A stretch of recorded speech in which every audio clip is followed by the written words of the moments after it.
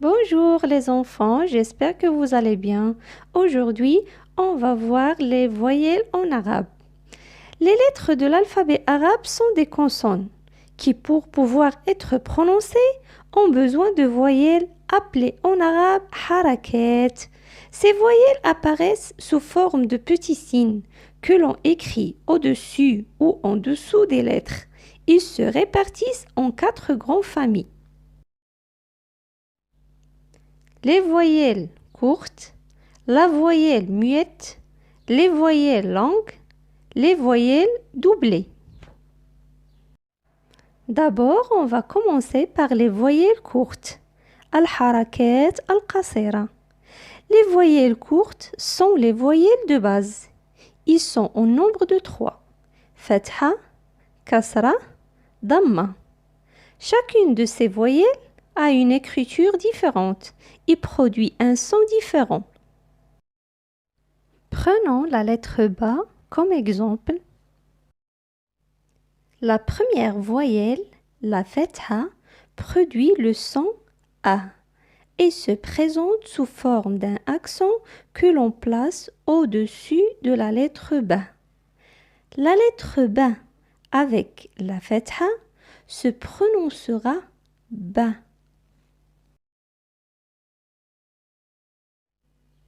Ba, battatun, baqaratun. La kasra produit le son I et s'écrit en dessous de la lettre ba. La lettre ba avec la kasra se prononcera bi.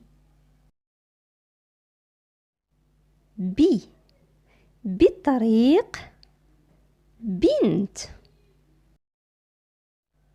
La damma produit le son O et ressemble à un petit waw que l'on écrit au-dessus de la lettre ba. La lettre ba avec la damma se prononcera bo. Bo, burtuqal, bustan. Ba, bi, bo. Ba avec fatha, ba. Ba avec kasra, bi. Ba avec damma, bo. La voyelle muette.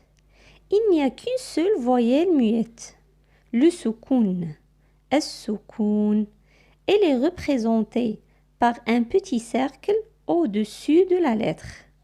C'est la seule voyelle qui ne s'écrit jamais sur la première lettre d'un mot. Le soukoun est une voyelle muette car il ne produit pas de son en lui-même.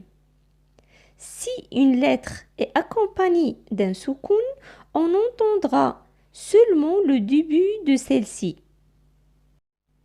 La lettre ba avec le soukoun se prononcera b. Comme exemple, hablun, la'ib. Les voyelles longues. Al-harakat at-tawila. Les voyelles longues sont également appelées prolongations ou moudoud en arabe. Ils sont au nombre de 3. Le elif de prolongation, le waw de prolongation, le ya de prolongation. Les voyelles longues vont prolonger la voyelle de la lettre qui précède. C'est-à-dire qu'à l'oral, le temps de prononciation sera plus long. On comprend de cela que les voyelles longues ne débutent jamais un mot, car nous avons dit qu'ils prolongent la voyelle qui les précède. Par contre, nous les retrouverons aussi bien au milieu qu'à la fin des mots. Chaque voyelle possède sa propre prolongation. Le elif de prolongation sert à prolonger le son A de la fatha.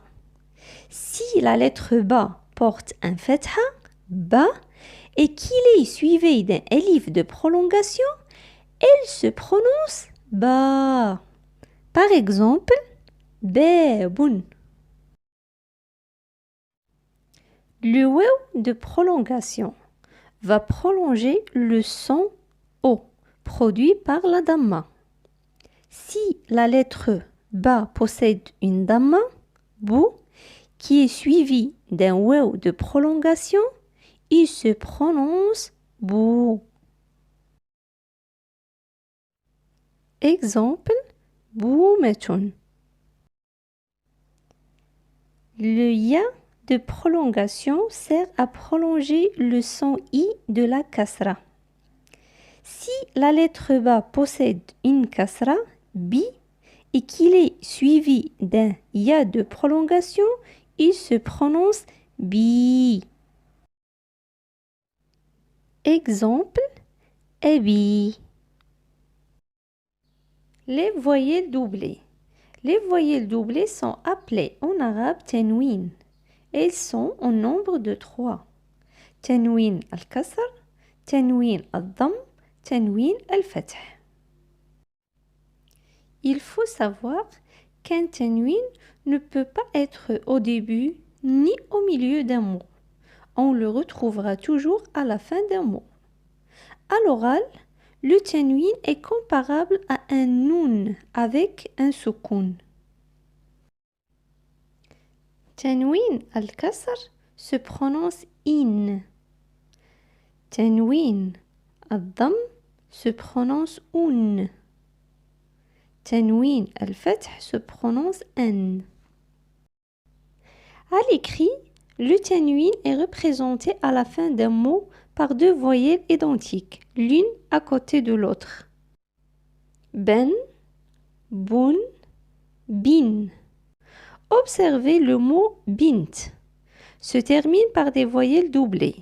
Binten, bintun, bintin. Vous aurez peut-être remarqué que la tanwin fatha était accompagnée d'un elif, binten. C'est la manière dont il s'écrit. N'essayez pas de faire une prolongation, c'est impossible.